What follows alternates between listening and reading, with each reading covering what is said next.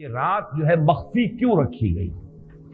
تعین کے ساتھ کچھ معلوم نہیں یہ رات کون سی رات ہے،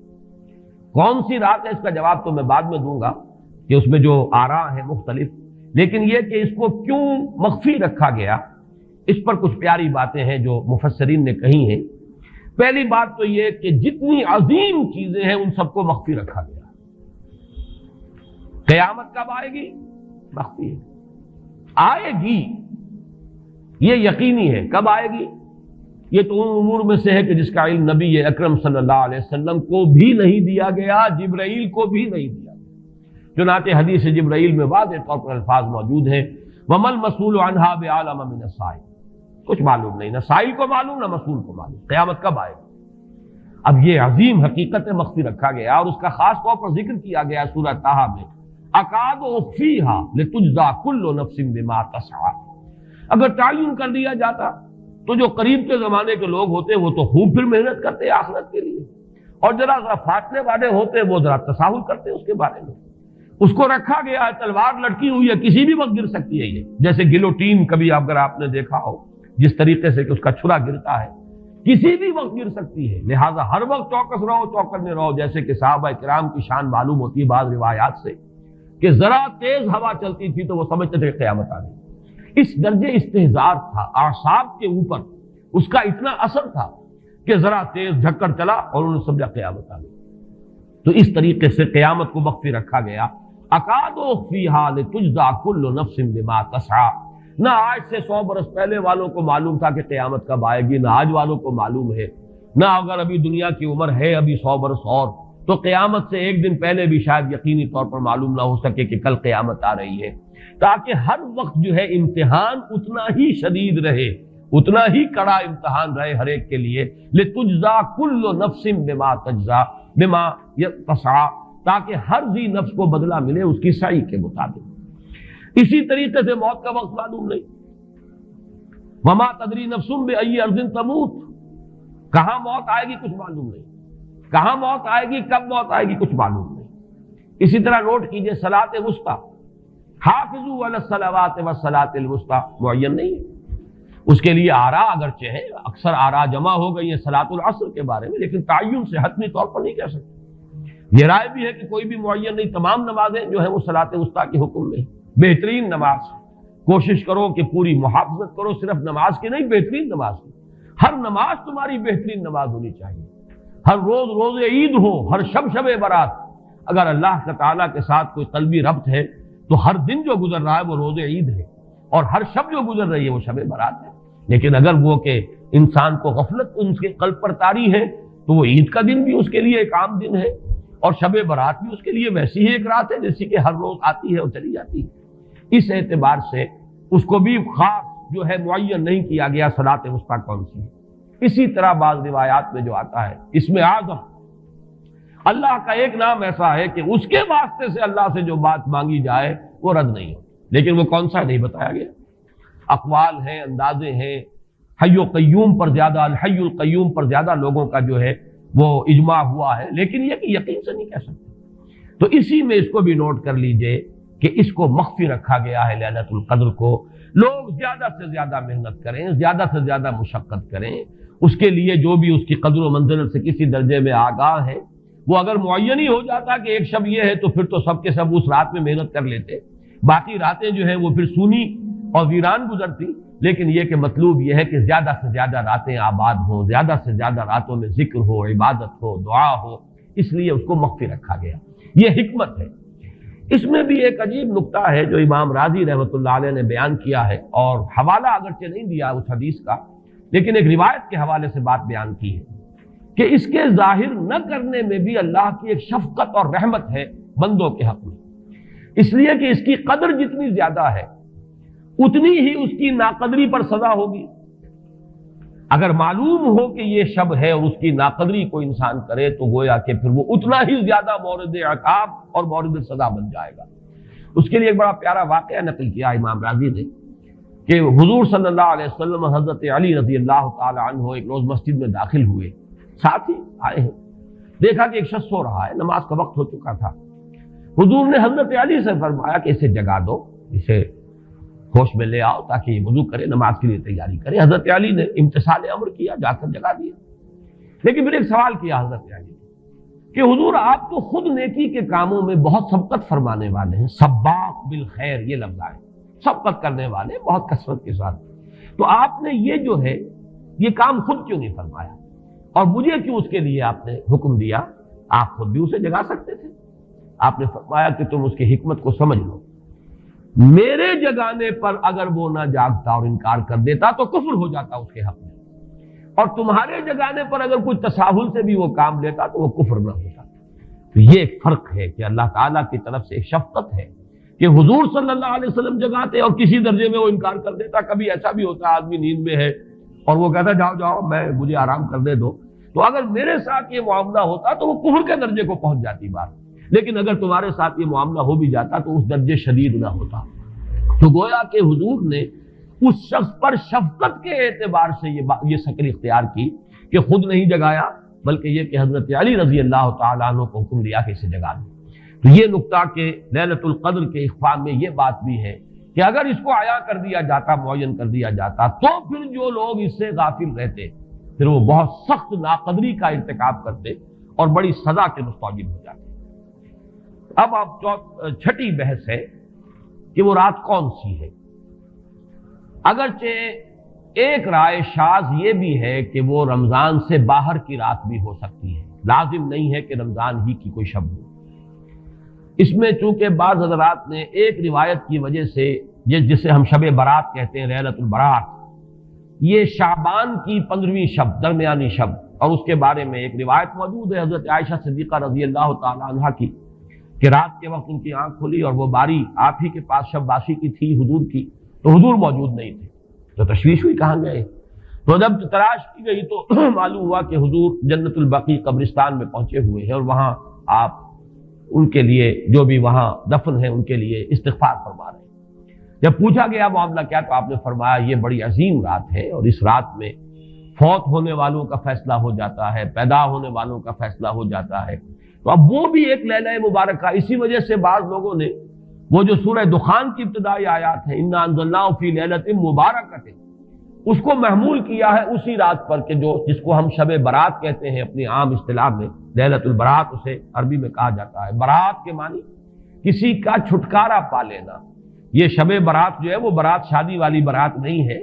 بلکہ یہ برات کا لفظ ہے عربی زبان کا، جو ہمارے ہاں وہ غلط العام میں برات شب برات بن گیا ہے۔ برات برات من اللہ ورسولہ، جو سورہ برات کا پہلا لفظ ہے کہ چھٹکارا پانا، کہ وہ رات بھی ایسی ہے کہ اس میں انسان استغفار کرے اور اللہ تعالیٰ سے اپنے گناہوں کی معافی مانگے تو اپنے آپ کو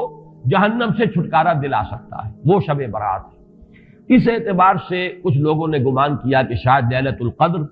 اور لیلہ مبارکہ اس حدیث کی روح سے وہی شب ہے، وہ ظاہر بات ہے کہ خارج از رمضان مبارک ہے، اور یہ کہ اس کے علاوہ بھی بعض آراء ہیں، لیکن یہ آراء جو ہے شاذ کے درجے میں۔ میں یہ کہہ سکتا ہوں کہ تقریباً اجماع ہے اس پر کہ یہ رات رمضان مبارک ہی کی ایک رات ہے۔ اس کی دلیل ایک تو یہ کہ القرآن یفسر بعضہ بعضا کے اصول کے مطابق قرآن مجید کے اندر سورہ بقرہ میں یہ واضح کر دیا گیا شہر رمضان الذی انزل فیہ القرآن، رمضان مبارک کا مہینہ وہ ہے کہ جس میں قرآن نازل کیا گیا، اور یہاں فرمایا انا انزلناہ فی لیلۃ القدر، ہم نے اس کو اتارا ہے لیلۃ القدر میں۔ ان دونوں کو جوڑیے تو اس کا ایک لا محالہ جو ایک انیویٹیبل رزلٹ نکلتا ہے وہ یہی ہے کہ یہ لیلۃ القدر رمضان مبارک میں۔ دوسری اس کی تائید ہوتی ہے وہ مشہور حدیث جس کو الحمدللہ کہ ہم نے بہت عام کیا ہے، رمضان مبارک کی آمد سے قبل کوشش ہوتی ہے ہر سال جو ہے اس کی یاد دہانی کرا دی جائے۔ ایک طویل خطبہ جو حضور نے دیا تھا، خطبنا رسول اللہ صلی اللہ علیہ وسلم فی آخر یوم من شعبان، یہ حضرت سلمان فارسی رضی اللہ تعالیٰ عنہ سے مروی ہے کہ حضور نے شعبان کے آخری دن ہمیں خطبہ ارشاد فرمایا، یا ایھا الناس قد اظلکم شہر عظیم شہر مبارک شہر فیہ لیلۃ خیر من الف شہر، لوگوں آگاہ ہو جاؤ، تم پر ایک بہت مبارک مہینے نے، بڑی عظمت والے مہینے نے سایہ کر دیا ہے، سایہ فگن ہو گیا ہے تم پر ایک مہینہ جو بڑی عظمت والا ہے، شہر عظیم جو بڑی برکت والا ہے، شہر مبارک، اور تیسرا جملہ اس میں یہی ہے شہر فیہ لیلۃ خیر من الف شہر، وہ مہینہ کہ جس میں ایک رات وہ بھی ہے کہ جو 1000 مہینوں سے افضل ہے۔ ان دونوں چیزوں کے حوالے سے تقریباً دلائل بھی موجود ہیں، اور ویسے یہ کہ جیسا کہ میں عرض کر چکا ہوں اجماع ہے کہ یہ رمضان مبارک ہی کی ایک شب ہے۔ لیکن رمضان مبارک کی کون سی شب ہے؟ اس پر بعض مفسرین نے تو لکھا ہے کہ 40 قول ہیں۔ چنانچہ صاحب تفسیر مظہری قاضی ثناء اللہ پانی پتی نے، میں نے وہ تفصیل تو نہیں پڑھی، کہ 40 قول نقل کیے، لیکن امام راضی نے جو 9 قول نقل کیے ہیں وہ میں تیزی کے ساتھ آپ کو سنا دیتا ہوں۔ ابن رزین رحمہ اللہ کا قول یہ ہے کہ رمضان کی پہلی شب ہے۔ حضرت حسن بصری رحمت اللہ علیہ، یہ ہے تابعین میں سے، اس لیے میں رضی اللہ عنہ نہیں کہہ رہا، رحمت اللہ علیہ، حضرت حسن بصری رحمت اللہ علیہ کی رائے ہے کہ یہ 17ویں شب ہے، یعنی وہ شب کہ پھر جس کے اگلے دن جو ہے وہ غزوہ بدر ہوا ہے، یوم الفرقان۔ حضرت انس رضی اللہ تعالی عنہ مرفوعاً روایت کرتے ہیں کہ یہ 19ویں شب ہے۔ محمد بن اسحاق جو بہت بڑے سیرت نگار ہیں حضور کے، ان کا قول ہے کہ یہ 21ویں شب ہے۔ حضرت عبداللہ ابن عباس رضی اللہ تعالی عنہما سے قول جو ہے مروی ہے کہ یہ 23ویں شب ہے۔ حضرت عبداللہ ابن مسعود رضی اللہ تعالی عنہ سے مروی ہے کہ یہ 24ویں شب ہے، اور اس کو میں ذرا اہمیت دیتا ہوں اس لیے کہ 24ویں شب جو ہے سورہ علق کی ابتدائی آیات کے نزول کے ضمن میں کچھ حساب کتاب کے جوڑنے سے 24ویں اور 25ویں شب کا بھی معاملہ جڑتا ہے، جو کہ میں نے آپ کو سورہ علق کے درس کے دوران بتایا تھا۔ اس کے بعد حضرت ابو ذر غفاری رضی اللہ تعالیٰ عنہ کا قول ہے کہ یہ 25ویں شب ہے۔ اس کے بعد حضرت ابی ابن کعب رضی اللہ تعالیٰ عنہ کا قول ہے، یہ وہ ہے جن کو کہ حضور نے خود فرمایا کہ اقرأہم ابی ابن کعب، قرآن مجید کے سب سے بڑے قاری حضرت ابی ابن کعب ہیں رضی اللہ تعالیٰ عنہ، اور ان کے بھی سینے پر آپ نے تھپکی دی تھی کہ ایک سوال کیا آپ نے کہ سب سے عظیم سورت کون سی ہے، اور جب انہوں نے صحیح جواب دے دیا سورہ فاتحہ، تو پھر یہ کہ اس پر حضور نے تھپکی دی کہ تمہیں اللہ تعالیٰ نے بہت صحیح مناسبت عطا کی ہے علم کے ساتھ۔ ان کی اور صحابہ میں سے بہت سے لوگوں کی رائے، یہاں تک کہ یہ کہا جا سکتا ہے کہ بقیہ اقوال جو ہیں وہ شاذ کے درجے میں ہیں، اور یہ گویا کہ اگر اجماع نہ کہا جائے تو بہت حد تک اتفاق کے درجے میں ہے کہ یہ 27ویں شب ہے۔ اور اس 27ویں شب کے ضمن میں حضرت عبداللہ ابن عباس سے ایک روایت میں پہلے آپ کو بتا چکا ہوں کہ 23ویں شب، لیکن 27ویں شب کے ضمن میں جو مختلف روایات حضرت عبداللہ ابن عباس رضی اللہ تعالی عنہما سے مروی ہیں، ان میں بھی کچھ لطیف نکات ہیں، وہ میں بعد میں بیان کروں گا۔ اس کے بعد ایک شاذ قول اور بھی ہے کہ یہ 29ویں شب ہے۔ تو یہ گویا کہ 9 ہے اقوال، جن میں سے بعض جلیل القدر صحابہ کے ہیں، عبداللہ ابن مسعود، ابو ذر غفاری، ابن عباس، ابی ابن کعب، لیکن یہ ہے کہ سب سے زیادہ جو اتفاق اگر اجماع نہ کہا جائے تو 27ویں شب پر ہے۔ اس 27ویں شب کے بارے میں حضرت عبداللہ ابن عباس نے 3 نکتے بیان کیے۔ ایک نکتہ تو یہ ہے کہ یہ پوری سورہ مبارکہ جو ہے سورۃ القدر، اس میں 30 الفاظ ہیں، اور ان 30 الفاظ میں سے 27واں لفظ ہے ہیا حتی مطلع الفجر، یہ 27واں ہے۔ اس کے اعتبار سے گویا کہ انہوں نے ایک ربط قائم کیا ہے کہ یہ 27ویں شب ہے۔ ایک بات انہوں نے یہ کہی ہے کہ اللہ تعالیٰ کو وطر محبوب ہے، اللہ وطر و یحب الوطر، اللہ خود بھی اکیلا ہے اور وطر کو پسند کرتا ہے۔ پھر یہ کہ وطر جو ہے اب رمضان مبارک کے اندر اگر وہ وطر شمار کیے جائیں گے تو 14-15 وطر بن جائیں گے، لیکن اس میں چونکہ آخری عشرے کے بارے میں بہت سی روایات جو ہیں ان کا تقریباً اجماع ہو جاتا ہے کہ آخری عشرے میں، تو آخری عشرے میں بھی 5 وطر آئیں گے، 21ویں، 23ویں، 25ویں، 27ویں، 29ویں۔ لیکن حضرت عبداللہ ابن عباس کہتے ہیں کہ 7 کا ہندسہ اللہ تعالیٰ کو بہت پسند ہے، اور بہت سی چیزیں جو ہیں عالم تکوینی میں بھی اور عالم تشریعی میں بھی بہت سی چیزیں وہ ہیں کہ جو 7 کے ہندسے کے ساتھ وابستہ ہیں۔ 7 آسمان ہیں، 7 زمینیں ہیں، ہفتے کے 7 دن ہیں، طواف کے 7 شوط ہیں، سعی بین صفا والمروہ وہ بھی 7 مرتبہ ہے، ادھر سے ادھر، ادھر سے ادھر 7۔ اسی طریقے سے سجدے کے اعضاء بھی 7 ہیں، تو اس سے انہوں نے پہلے وطر اور وطر کے بعد 7 کا ہندسہ، رمضان کے آخری عشرے کی وطر راتیں اور ان میں 7ویں رات یعنی 27ویں شب، وہ اپنے اس حساب کتاب سے بھی. اور جب انہوں نے یہ بات بیان کی تو حضرت عمر رضی اللہ تعالی عنہ نے ان کی تحسین کی تھی. آخری بات اور بھی کہی گئی ہے کہ لیلۃ القدر جو ہے اس کے اندر حروف کو اگر شمار کیا جائے تو 9 بنتے ہیں، اور یہ لیلۃ القدر اس سورہ مبارکہ میں 3 مرتبہ آیا ہے. انا انزلناہ فی لیلۃ القدر وما ادراک ما لیلۃ القدر لیلۃ القدر خیر من الف شہر. اس اعتبار سے بھی 3 کو ضرب دی جائے 9 سے تو وہ بھی 27 کا عدد بنتا ہے. بہرحال یہ میں نے جیسا کہ عرض کیا تھا کہ ان کا کوئی تعلق نہ صرف سے ہے، نہ نحو سے ہے، نہ روایات سے، لیکن بہرحال حضرت عبداللہ ابن عباس کا ایک ذوق ہے. اس کو آپ ذوقی باتیں بھی کہہ سکتے ہیں، لیکن یہ کہ حضرت عبداللہ ابن عباس کی ذوقی بات ہے، لہذا اس کا کم سے کم تذکرہ ہو جانا چاہیے. ایک بحث یہ ہے کہ اہی باقیۃ ام لا، کیا یہ رات جو اس کی عظمت تھی